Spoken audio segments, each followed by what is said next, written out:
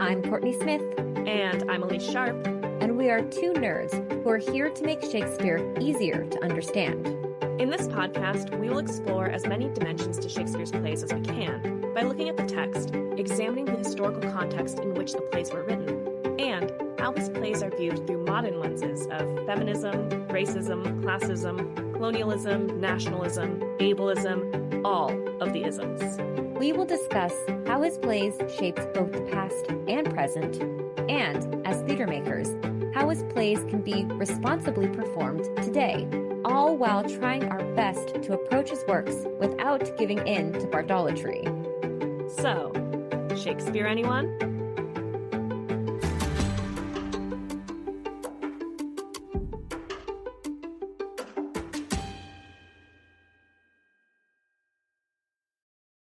Hi, listeners. Want to support Shakespeare Anyone? Visit shakespeareanyone.com/support or check out the links in our episode description. Now, onto the episode. Hi, Elyse. Hi, Kourtney. How are you? I'm doing pretty well. How are you?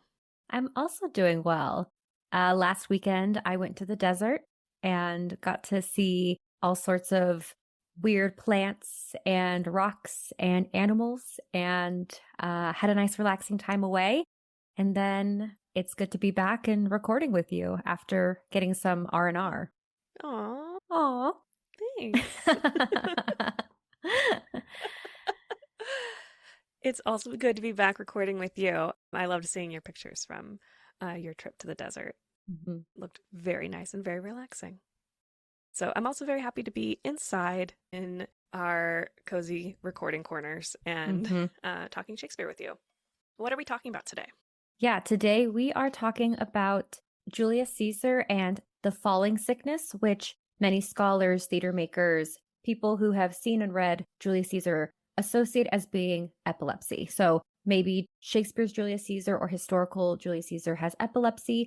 That word is not used in the text, but the falling sickness is by some assumed to be that. And so we're here to explore that, look at what is epilepsy, do a textual study, a historical study, question some of these things, and then discuss how this can inform performance. Not from a disclaimer, we're not going to be armchair diagnosing Julius Caesar, but just looking at these studies and the discourse that already exists. Yeah, and looking at what would Shakespeare have known about epilepsy, how is it thought of during his time, and how can that inform what we understand about the character of Julius Caesar being described as having a falling sickness. Yes. Yeah, a falling sickness. Let's get into it. Well, I say let's get into it, but we also have housekeeping to do, so. But first, as you said, we have a little bit of housekeeping to do. First things first, we want to give a quick shout out and thank you to Julia B., who sent us a little tip in our online tip jar, or as we like to say, bought us a coffee. Yeah. to help our research. It is one way to support the podcast. I know we talk a lot about merch and Patreon, and those are fantastic ways to support the podcast. But the buy us a coffee /tip jar is a great way to support the podcast however you want to. So you can send us a suggested tip or as much as you'd like to support our work when it works for you. And that is available on our website at www.shakespeareanyone.com/support. The link is also in our episode description. Yes, and as coffee fiends, any portion will help us in our research. And we also, as you said, Elyse, we have Patreon, and we do want to give a little bit of a teaser for our Patreon content that is being released today. So, as we said in episodes prior, we have bonus content, we have behind the scenes content, we have additional things that you don't get on the feed here or on Instagram over at Patreon. And today we are releasing something that I've had friends personally text me and ask about. It is a highly requested bonus audio that I've been spammed with this. What are your thoughts on this? What do you think? Did you see it? It has broken containment from the podcast. The amount of people in my life who have asked me what I think about this is, I think, the most I've ever received. And I mean, in advance of the Oscars, we are talking Hamnet, both the book and the movie. Yes. And I will just say from here, I've seen it 3 times in theaters. Wow. I saw it once, but I will give a little bit of a hint about my enjoyment level and say I would go see it again. All right. The most highly requested opinion on anything Shakespeare I've been asked about in a while. Yeah. So if you want to hear our conversation about Hamnet, we both have read the book, we both have seen the movie. We're talking about that over on Patreon, and we would love to have you there to listen to our thoughts, chime in the comments, and let us know what you think about Hamnet, because it is, Oscar buzz. I tried to get the book. I tried to borrow the book from the library and was like the 60th person on the wait list. Bought a used copy, so a lot of people are talking about it, and we want you to be involved as well. So if you want to hear our thoughts on Hamnet and you want to join the conversation, go to patreon.com/Shakespeare Anyone. And that link is also in the episode description. And before we get started today, I do want to give a brief content warning. The latter half of my research, which is going to come towards the end of this episode, does have content that may not be suitable for anyone with emetophobia, and there is a brief mention of eating disorders. I will let you know when we're transitioning into that discussion, but it will take place in like the later third of the podcast. So if that's not for you, feel free to skip that part of the conversation. And because we are discussing epilepsy, Elyse, you also have another, not content warning, but you have some information that you want to provide to our listeners before we dive into talking about historical medical understandings of epilepsy. Right. Yes, just to start us off, I think it's helpful to all share an understanding of what is epilepsy. So this is from the Epilepsy Foundation, and this is our modern today understanding of epilepsy. According to the Epilepsy Foundation, quote, "Epilepsy is a brain disorder that causes recurring, unprovoked seizures. Your doctor may diagnose you with epilepsy if you have 2 unprovoked seizures or 1 unprovoked seizure with a high risk of more. Not all seizures are the result of epilepsy.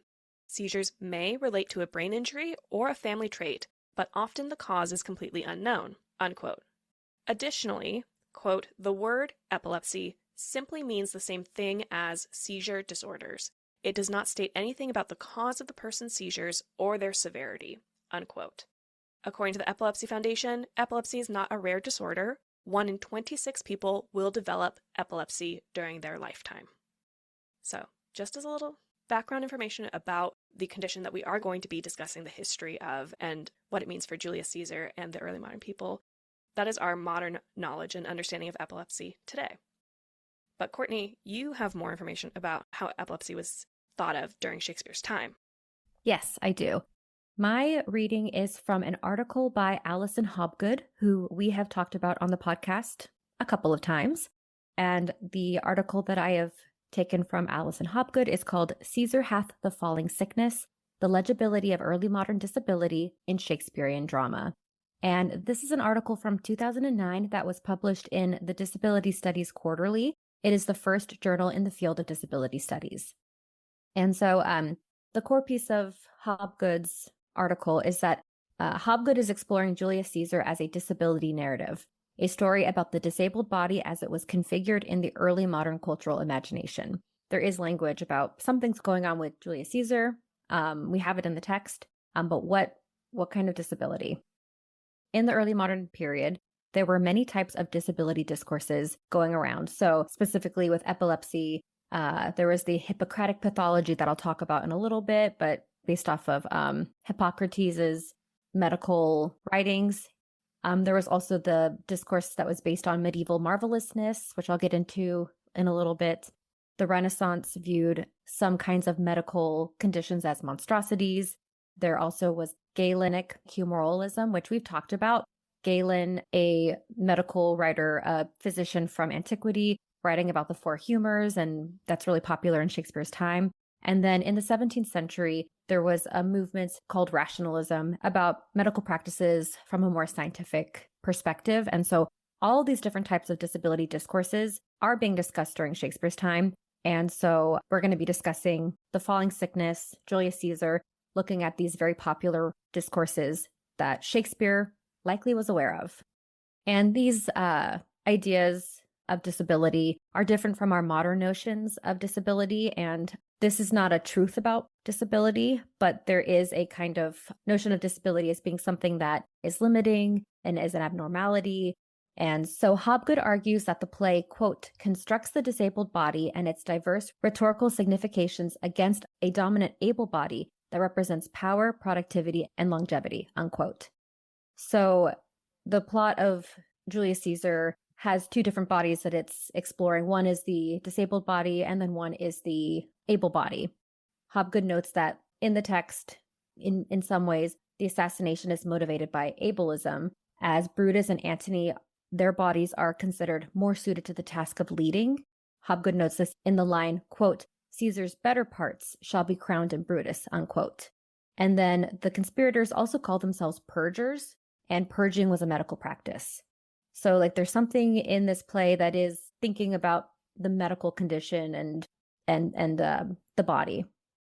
In early modern England, the pre-modern / medieval understanding of disability was that it was something that was monstrous, mysterious, or divine. And then leading into the early modern period, bodies are impaired and need to find cures for their pathology. During this time period, physicians were focused on visible symptoms. And in spite of this kind of like dialogue, the epileptic body also has an invisibility that makes it a disability that's difficult to categorize. It's also like potentially a problem for these people that epilepsy is in many ways invisible. And even though there's this new line of thinking with pathology, Hobgood notes that like it wasn't one or the other. And it wasn't like this new early modern medical view of like pathology usurped medieval understandings of disability, but it was much messier than that. And people of the time period were working through these perspectives and it was slippery. Okay, so now that I've set up early modern medical discourse about disability as being something that is influenced by multiple kinds of understandings of disability, Hobgood walks us through where in the text we see Caesar being identified as somebody with a disability. What we do know from the text is that Caesar is embodied as, quote, deaf, possibly epileptic. I'm saying possibly because I know that you've got something up your sleeve, but there's a possibility of epilepsy, this falling sickness. We know that Caesar is unable to father a child by his wife, and when he is suffering from a fever, he is given to whining, like Cassius says, like a sick girl. And so there is language in the text about Caesar's body, Caesar not necessarily being able-bodied, and the biggest medical explanation scholars look to is Caesar having epilepsy. And so now I want to dive a little bit deeper into the different medical knowledges about epilepsy from different time periods. Again, these are like old understandings, outdated understandings. But in order to get to Shakespeare writing Julius Caesar, I want to go through each of these different like points in medical history. So since antiquity, epilepsy has been considered divine, demonic, pathological, and geohumoral. And geohumoral is like this idea that climate and topography influence human nature. It'll make a little bit more sense when I get to that specific physician and his geohumoral ideas of the body. Hippocrates considered epilepsy in rationalistic terms, that epilepsy was natural, and he considered it a disease. Renaissance physicians fused this logic of epilepsy as natural and a disease with the Galenic humoralism. And so epilepsy was seen as something that affected phlegmatic people or something that can cause melancholy. Medieval Christianity viewed epilepsy as fits that resulted in divine ecstasies. And Paracelsus, who was a Swiss physician in the 15th and 16th century, thought that cosmic phenomenon corresponded to epilepsy. So, quote, forces like wind, water, and the cosmos engender seizures and dictate epilepsy's power over the body, unquote. So these are like the different schools of thought. And Hobgood argues that the Renaissance cultural imagination of epilepsy incorporated all of these understandings of epilepsy, not only using one outlook, but combined antiquity, Middle Ages, and early modern ideas. And Julius Caesar she argues, responds to these early modern disability discourses. And the first discourse is Julius Caesar as an epileptic, but from the more like divine perspective. The first case study is Cassius's detailing of Caesar's quote unquote epileptic fit. So Cassius says in Act 1 that Caesar, quote, he had a fever, and when the fit was on him, I did mark how he did shake. 'Tis true, this god did shake. His coward lips from their color fly, and that same eye whose bend doth awe the world did lose his luster. I did hear him groan, aye, and that tongue of his that bade the Romans mark him and write his speeches in their books. Alas, it cried, give me some drink, Titinius, as a sick girl, unquote. So within this retelling of Caesar's epilepsy, Cassius mocks Caesar for these physical traits that he's noticing: paleness, shaking, fatigue, thirst. Cassius's observations of Caesar's physicalities, quote, uses epilepsy to ironically undercut Caesar's power and prestige, unquote. But even though he's undercutting Caesar by noting these like physical things that make him look weaker, he also, maybe ironically, acknowledges Caesar's divine status as a god. Hobgood writes that Cassius understands that disability discourse is useful to the conspirators and uses Caesar's pathological disabled body to rhetorically anticipate Caesar's, quote, disabled and disabling political ideology, unquote, while also representing the divine. So Cassius is using like that Hippocratic pathological outlook on epilepsy. And he also acknowledges or identifies Caesar as like a god. In the medieval period, epileptics were seen as having like fits of divine ecstasy needing to be like interpreted. And epileptics were seen as like examples of God's mystery. Mm-hmm. While Cassius is cataloging the pathological conditions of Caesar's epilepsy, he is simultaneously, whether or not Cassius thinks that Julius Caesar is really a god, the language is like putting Caesar up into this godlike, colossus kind of god status. Yeah, a contrast of like he's a god, he's also weak. Yeah, god and the infirm. How can he be a god and also infirm? Yeah. And so in tying God to Caesar in terms of his epileptic fit, medically, Cassius is, using that kind of the like divine Christian categorization or outlook on epilepsy, in addition to the pathological. On the other hand, Casca takes a more rationalist approach to understanding Caesar's epilepsy by calling it an infirmity that is more of like a physiological response. And Hobgood quotes Thomas Blount writing on the cause of epilepsy. Thomas Blount was like an early modern physician who wrote about medical conditions. Yeah, I think we've mentioned him before in some... Talked about him before, yeah. Don't remember where, but yeah. But Thomas Blount wrote on the cause of epilepsy as, quote, caused by some humor or vapor, suddenly stopping the passage of spirits in the brain, which the brain, striving to expel, causeth the patient to fall down and commonly foam at the mouth, unquote. And other physicians wrote on causes of epilepsy as like eating things like quail or parsley. And then they also wrote about cures for epilepsy. So epilepsy could be tempered with treatments like cramp rings. And a cramp ring was a ring that would be worn by somebody who is said to be epileptic. And cramp rings, they were worn by epileptics. They were thought to ward off cramps and epilepsy. And they were rings that the monarch would bless with the royal touch. So it was seen like more like physiologically. In addition to Casca recalling or like telling us about Caesar's falling sickness, his epilepsy as something that was like physiological, he also recalls, quote, the rabblement hooted and clapped their chapped hands and threw up their sweaty nightcaps and uttered such a deal of stinking breath because Caesar refused the crown. It had almost choked Caesar, for he swooned and fell down at it, unquote. And in this passage, Casca is also using the geohumoral quality of bad air and contagion to explain Caesar's epilepsy. And so between Cassius and Casca, the two characters who provide recountings of Caesar's falling sickness, Hobgood writes that Julius Caesar's medical outlook is a mixture of Caesar as Colossus and Caesar as infirm. So he is both divine, he's a god, he is also the infirm. Mm-hmm. And this interplay between the two can be seen not just in Julius Caesar, but also in medical writings from Shakespeare's time period.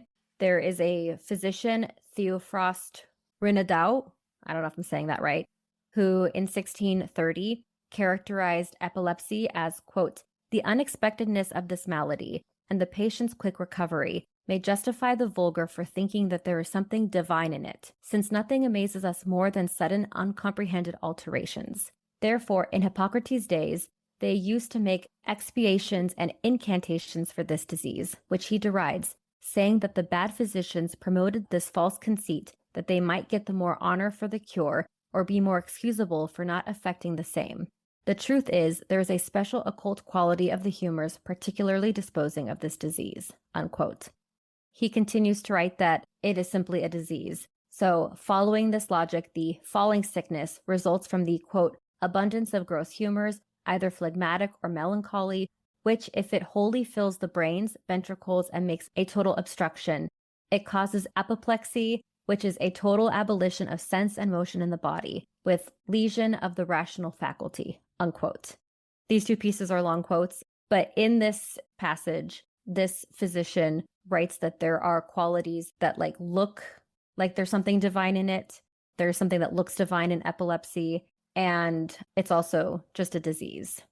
So for Shakespeare, Hobgood writes that epilepsy is both wondrous and rational, similar to this physician writing about the divine, the occult that looks like it's in epilepsy. But then also there's the physical, pathological, rational side of epilepsy. Mm-hmm. And so according to Hobgood, Julius Caesar uncovers the challenge epilepsy posed for early modern medical classification processes. Cassius and Casca's attempts to use various discourses to discuss the falling sickness are unable to fully articulate this kind of disabled body. Cassius is using language about the colossus, the god body, and he's defining epilepsy by physical differences, and Casca is using rational sickness to discuss observable symptoms, but the epileptic body doesn't have distinguishing characteristics. Epileptic seizures are transitory episodes, and so day to day, it's not visible in ways that other disabilities are. So that makes, for early modern people, epilepsy a difficult disability to categorize. And in spite of Casca and Cassius trying to categorize Caesar's falling sickness, Hobgood argues that Caesar, in his attempts to quote unquote pass as quote unquote normal, creates a mini fiction for himself in which his disability has no place. In 3:1, Caesar emphasizes to the conspirators that he has able-bodiedness and constancy. So he says, quote, but I am as constant as the northern star, of whose true fixed and resting quality there is no fellow in the firmament, unquote. And Caesar says that he is, quote, unshaken of motion, unquote, in that passage where he's talking about his constancy, which is perhaps a response to Cassius saying, quote, this god did shake, unquote, from that description of Caesar's epileptic fit. One of the things that's challenging about trying to diagnose Caesar as epileptic is the play never stages Caesar's condition, and there really is no proof. It's an absence of proof. What we get is Cassius and Casca describing the fallen sickness, but we don't see it. We don't really know totally if it's there because it's a trust game with Casca and Cassius. Yeah. Yeah. I'm nodding because I'm just you're yeah. Gonna bring that up in a few minutes. And I'm excited to hear all about that. And this discourse is also around the same time. As I was saying, there are these different categorizations of epilepsy, different schools of thought about what causes it and things like that, whether it's the pathological or the medieval wonder or, the divine, the humors. There's no certainty about what exactly causes it.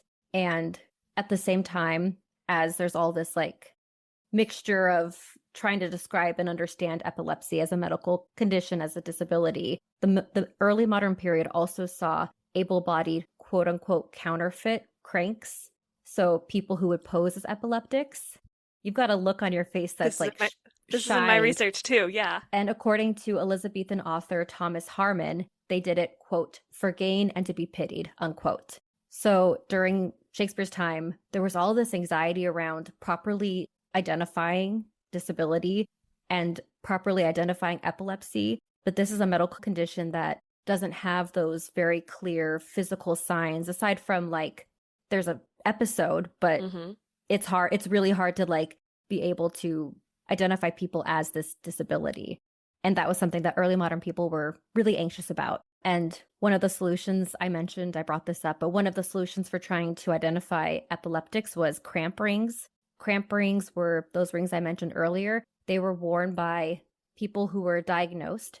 And the point of having a cramp ring is to make epilepsy visible so that people can identify that person has that disability.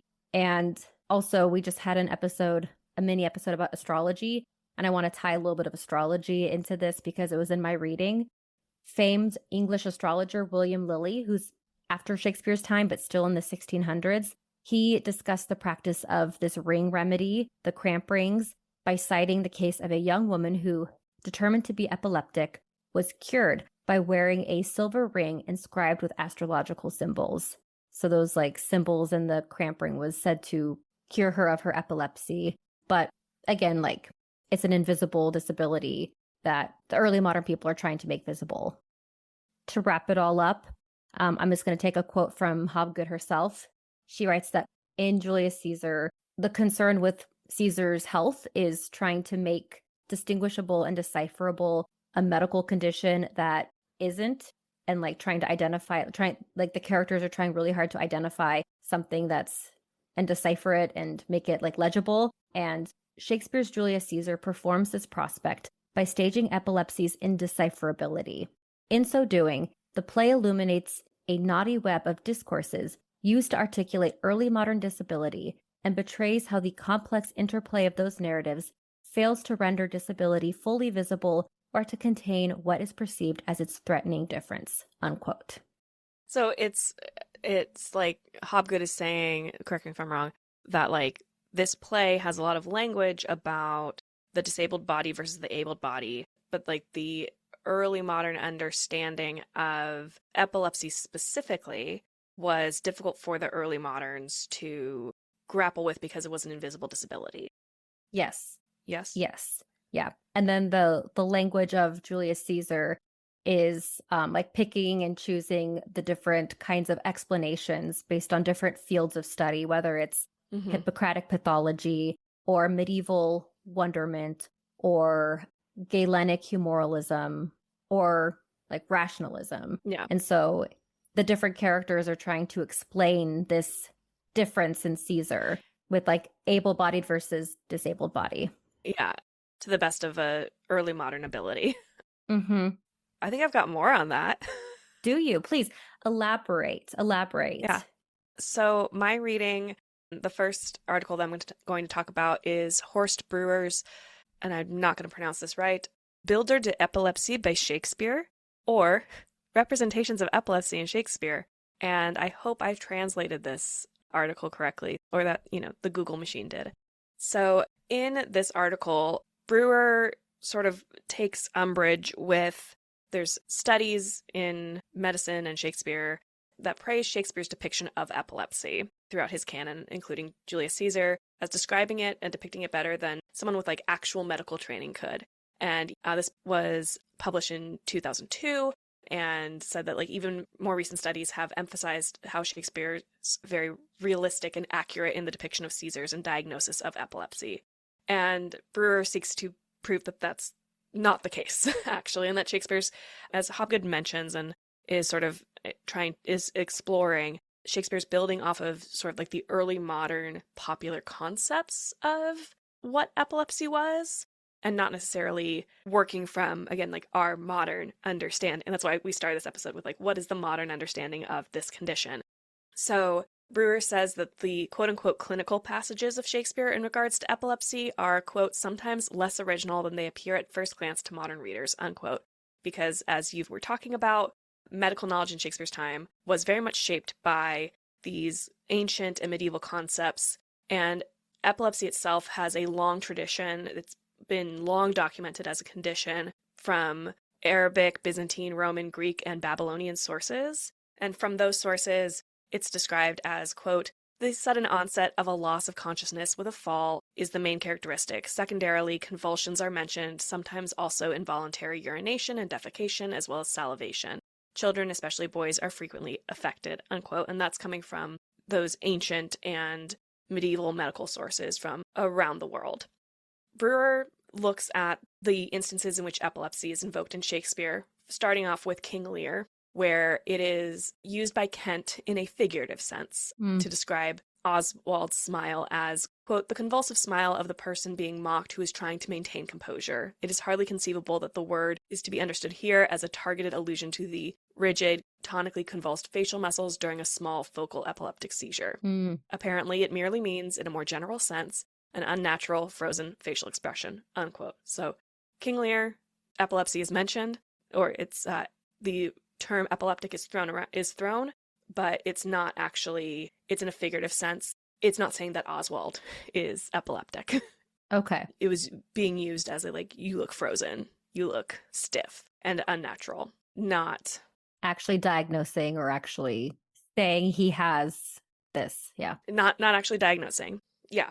So King Lear, outlier. Then we've got two other depictions of epilepsy in Shakespeare, which come from Julius Caesar, which we've been talking about, and Othello, which have more detailed images. So, as you mentioned in Julius Caesar, we have the description of Cassius as, from Cassius, of the fit in Spain, and then Casca describes Caesar as fainting and foaming at the mouth during the Lupercal feast festivities. And Brewer notes that, quote, from a modern medical perspective, this account can be interpreted as describing a major epileptic seizure. While convulsions are absent, disturbance of consciousness, falls, salivation, and speech inhibition are explicitly mentioned. These are central to the clinical picture of a grand mal seizure, as it is known today and has presumably remained unchanged since antiquity, unquote. And this event actually comes from Plutarch, where Caesar describes his affliction as, quote, a trembling of the body and a sudden dimness and giddiness, unquote. But no more precise description or note on the frequency of attacks is mentioned in Plutarch. Again, so what Casca describes could be an epileptic seizure, and comes from Plutarch. Brewer notes that, quote, in both authors, Plutarch and Shakespeare, the affliction is not understood as a holy sickness, but as a suffering that is either used politically and tactically by Caesar, Plutarch, or that could be unpleasant to onlookers and for which the afflicted person apologizes, Shakespeare, unquote. Also, the event that Cassius describes earlier in that scene of the fever in Spain is Shakespeare deviating from his source, Plutarch. In Plutarch, this is noted as the start of Caesar's epilepsy, but Shakespeare does not make that same connection as explicitly as Plutarch does. Then we see in Othello, we see the character of Othello suffer an epileptic seizure in Act 4 after coming to the belief that Desdemona has cheated on him. His language indicates that he is trembling violently, stammering, and then a stage direction in the folio reads, quote, falls in a trance, unquote. The quarto has, quote, he falls down, unquote. Mm-hmm. Iago tells the arriving Cassio that, quote, my lord is fallen into an epilepsy. This is his second fit. He had one yesterday, unquote.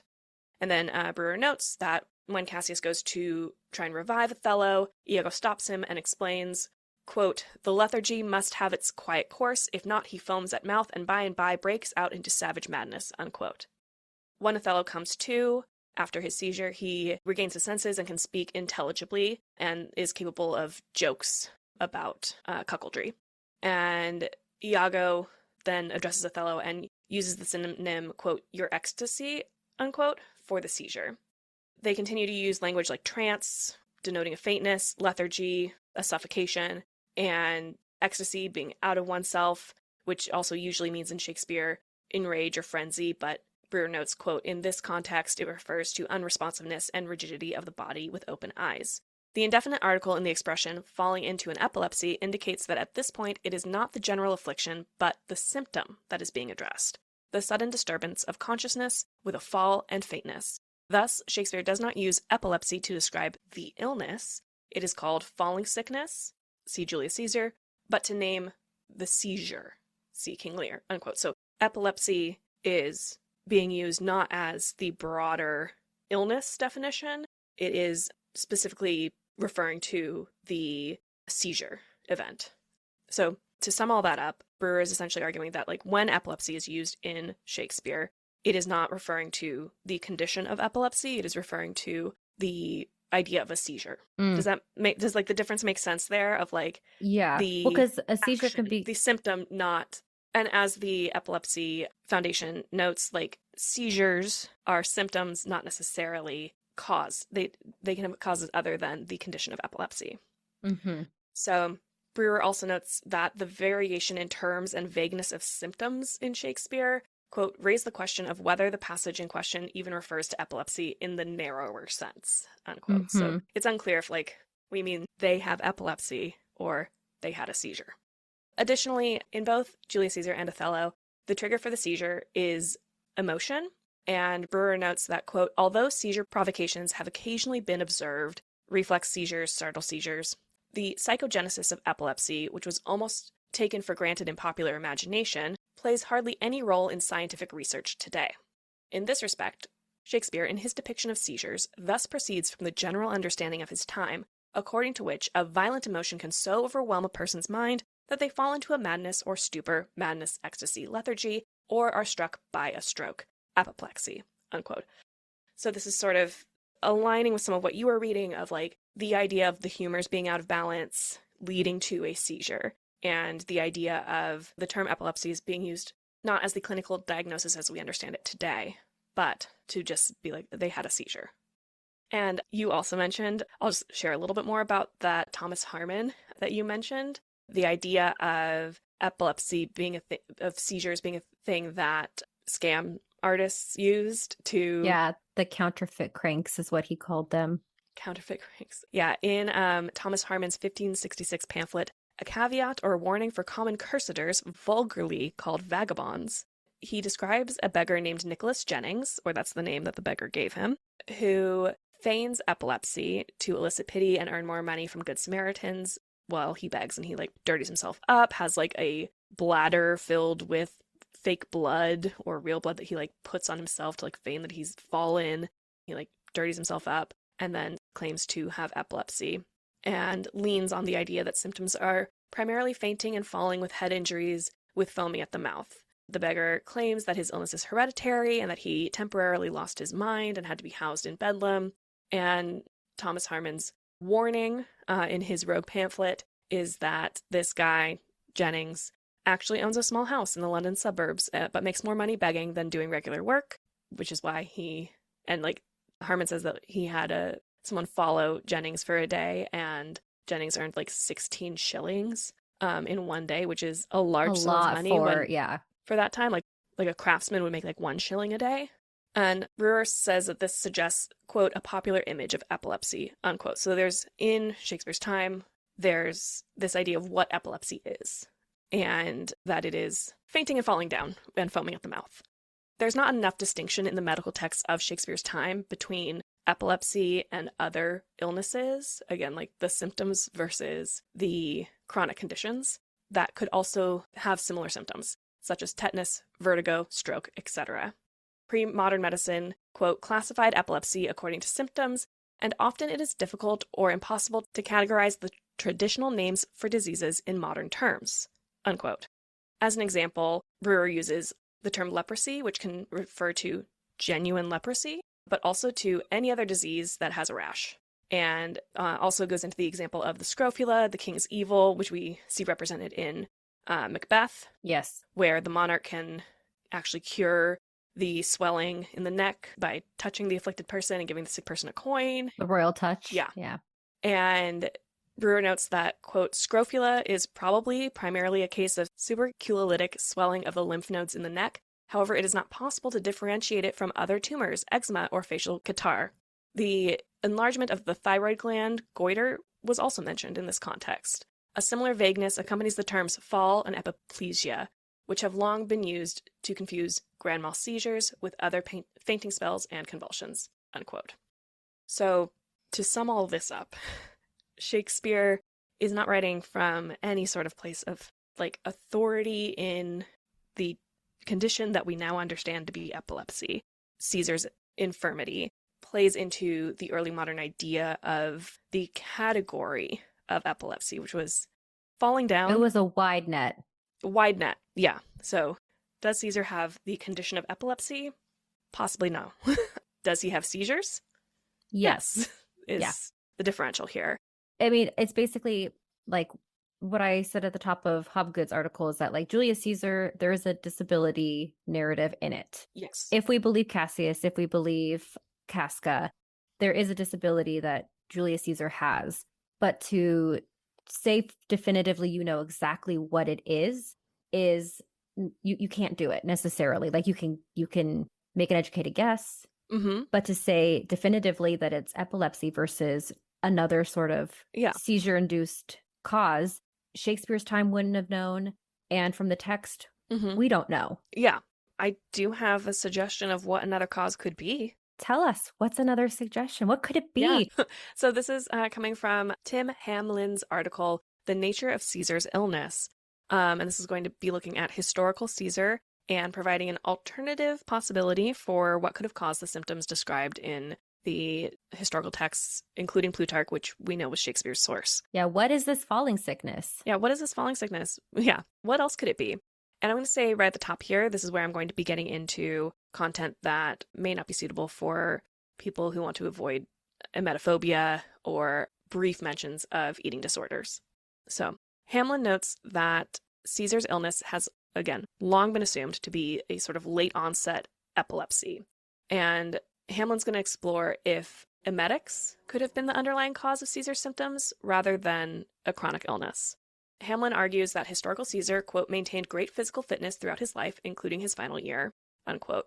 Plutarch notes that in a battle near Pharos in 47, quote, Caesar was forced into the sea and not only swam to the nearest ship for safety, but also held documents above his head so as to not get them wet, unquote, which is difficult at any age and fitness. Right. And then also in Plutarch, other than a case of malaria in his youth, there's nothing of note in Caesar's medical history that would indicate an underlying condition. Hamlin notes that knowledge of Caesar's illness comes from 4 ancient sources: Plutarch, Suetonius, Appian, and Cassius Dio. None of them are contemporary to Caesar or even date to within a century of Caesar's death, though they almost certainly draw their info from contemporary sources that are now lost to time. Suetonius says that Caesar had good health, except, quote, that he began to faint suddenly and have nightmares towards the end of his life, unquote, and was, quote, twice attacked by the falling sickness while conducting public affairs, unquote. These 2 instances of falling are found in Plutarch, where Plutarch writes that Caesar suffered a disease of the head and fits, and that the fits first occurred at Cordoba in either 49 or 45. Cassius Dio mentions briefly that Caesar suffered an illness at Cordoba in 45, which appears to confirm that later date in Plutarch. And then Plutarch and Appian agree that Caesar's condition improved with military service and activity. Plutarch records a second instance of Caesar's illness in 46, where Caesar could not take part in the Battle of Thapsus, and this is likely that second instance from Suetonius. So all 4 sort of agree that there's 2 episodes of illness of the head and falling sickness, fits, fainting, and having nightmares. Brief sidebar, Hamlin notes that nightmares are not really a something that we use in diagnosis anymore, and probably related to stress. But it was of note back then. So then the next possible instance of the illness is in connection with Caesar's, quote, failure to stand for the Senate in early 44 when they were presenting him with a decree bestowing many honor, unquote. But Plutarch and Cassius Dio record different excuses for why Caesar did not stand up. I'm going to come back to this, so I think it's just important to note. Cassius Dio says that Caesar, in this instance, could not stand because he had a bout of diarrhea. He pooped himself. And so he couldn't stand up because it would have been embarrassing. Yeah, it would have been. Yeah, that's going to come back later. That's why I mention it now. Okay. Suetonius and Appian mention that Caesar was not well leading up to the morning of his assassination. He almost did not go to the Senate on the Ides of March because of these symptoms. So that's what we have in the 4 ancient sources. Hamlin suggests that while Caesar had health problems, the severity of them is questionable. Again, the nightmares as an excuse.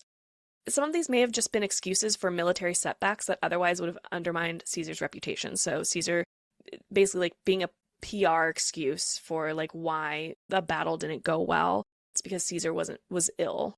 He wasn't at his best, right? He had or he fainted.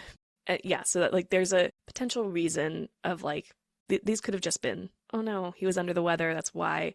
Or there's one battle where the troops fighting for Caesar behaved badly, and for Caesar to be in complete control of his own faculties at the time would undermine the idea of Caesar's, mercy, and it would suggest that like he lost control of his troops, and that he is actually not as like merciful of a military leader as he wanted to be perceived as. So saying that he was sick and not in full control would allow for his reputation to be unscathed and for these things to have still happened. And then Cicero mentions twice that Caesar used emetics to self-induce vomiting. These instances took place over a period of more than 2 years, during which time Caesar's fits and headaches started to appear. Quote, unfortunately, there is no further evidence as to how often he did this and which exact emetics he used, unquote. Self-induced vomiting was not rare in Rome, although its frequency has been largely overstated in modern myth. There's a myth that like there were these places called vomitoria that existed for Romans to overeat and then vomit and then keep eating. That's largely blown out of proportion. There are accounts of some Romans vomiting to relieve discomfort from overeating or to consume more, and it's important to note here, and this is going to be my mention of eating disorder, this was not the same as bulimia nervosa. This was more like trying to do a same-day cleanse and then to continue to consume more. This is drinking flat tummy tea. Emetics and laxatives were medically prescribed to cleanse the body and maintain good health, and even Seneca, who disdained his contemporaries who vomited due to overeating, thought that vomiting could have potential health benefits for some. So again, it's like this is a practice that like not every Roman looks kindly on, which could also explain some of the disdain that Casca and Cassius have. If this is a cause, it could explain in the fictional world that like this is their disdain, is overindulgence to the point of requiring the use of emetics to consume more. And Hamlin argues that Caesar may have been using emetics for wellness, like doing a cleanse, to avoid discomfort at a banquet, or due to vanity.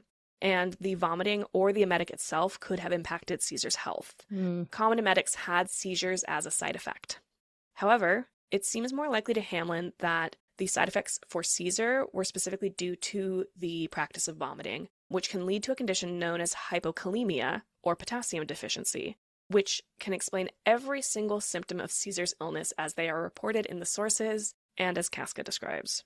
Quote, the muscle weakness and spasms could resemble fits, which are not well described in the accounts, while hypotension could be the cause of the headaches and giddiness he supposedly suffered.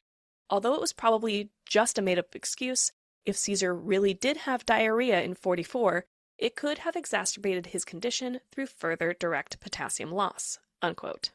Emetic use would also explain why Caesar felt ill the night before his assassination if he induced vomiting after the dinner he attended at Lepidus's home that night. So Hamlin provides this alternate cause of Caesar's symptoms, as we've been talking about.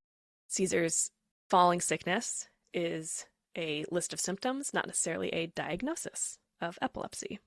So here's another possible underlying cause that also accounts for every single symptom that is described. I think that that's the funniest solution, or the funniest reason that Julius Caesar could be fainting. And I can see why a lot of people don't want to say that maybe that's the reason. Yeah, like the frequency of banquets. He tends to get sicker when he's around at Senate. Like in town, like having more parties and in more stressful situations. And all of these things could be caused by an increase in emetic usage. And again, the vomiting itself causing a potassium deficiency. And I want to be clear, I don't think fainting is funny, but I think that Mm-hmm. the potential like pooped his pants It's because self-induced, essentially. it's self-induced. Yeah. Yeah. Whereas if you're looking at his disability or his reason for the falling sickness being something that's quite serious, Mm-hmm. it makes him, I think, more sympathetic Yeah. compared to like this is self-induced from indulgences.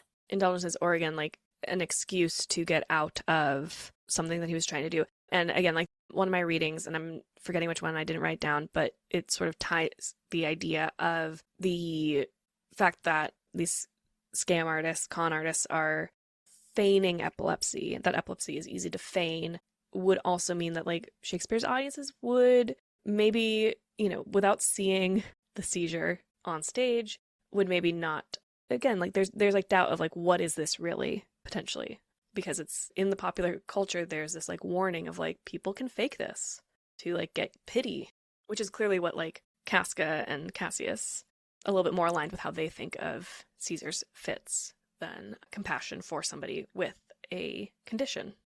Yeah. And so then I guess the question really is, what does this mean for people who are, because I'll say, because we don't know for sure, because of the limitations of the text, because of the limitations of what early modern people knew about epilepsy, we don't actually know what causes the falling sickness. Mm-hmm.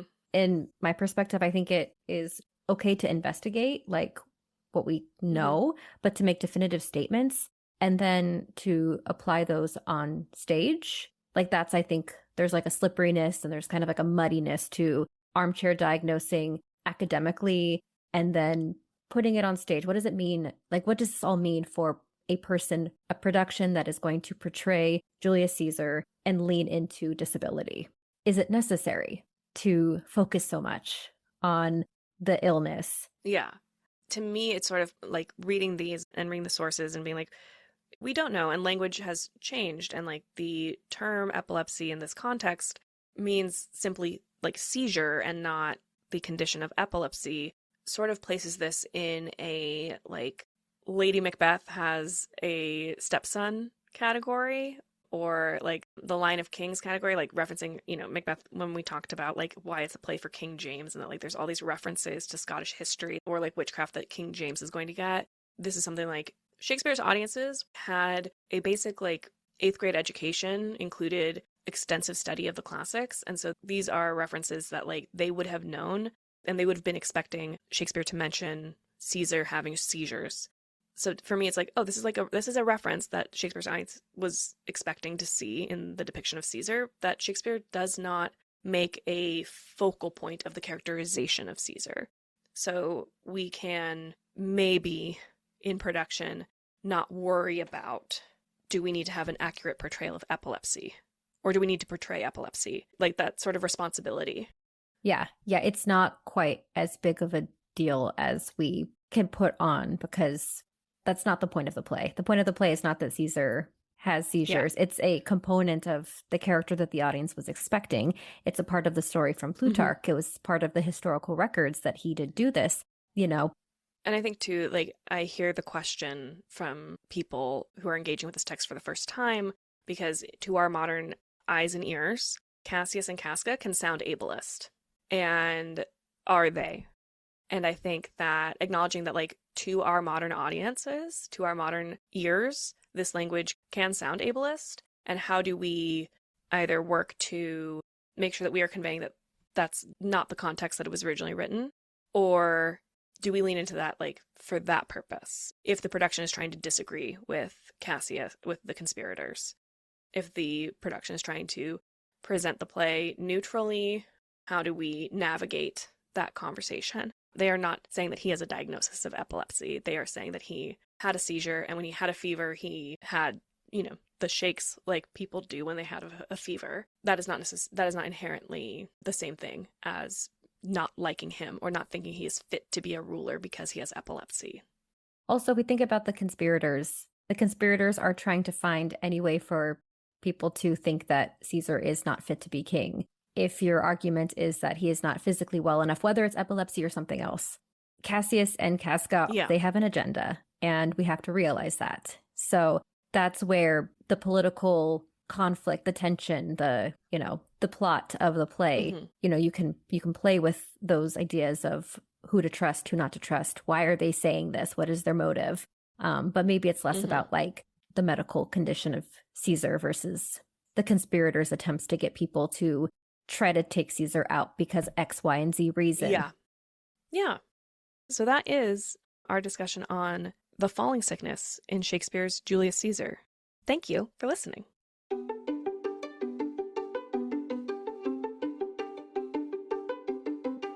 I'm Kourtney Smith. And I'm Elyse Sharp. This is Shakespeare Anyone? Thank you so much for listening to Shakespeare Anyone. Works referenced in this episode are available in the episode description. Our theme music is Neverending Minute by Sounds Like Sander. If you would like to support us, visit shakespeareanyone.com/support or check out the links in our episode description. You can also hit the subscribe button, like us, leave a comment, write a review, share us on social media, tell a friend about us, all the things. We'd appreciate it. For more, you can visit our website, shakespeareanyone.com, or follow us on Instagram at shakespeareanyonepod.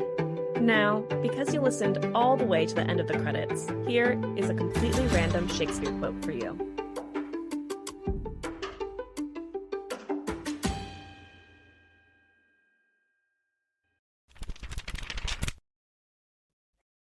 From All's Well That Ends Well, Act 2, Scene 5, said by LeFew. Pray you, sir, who's his tailor?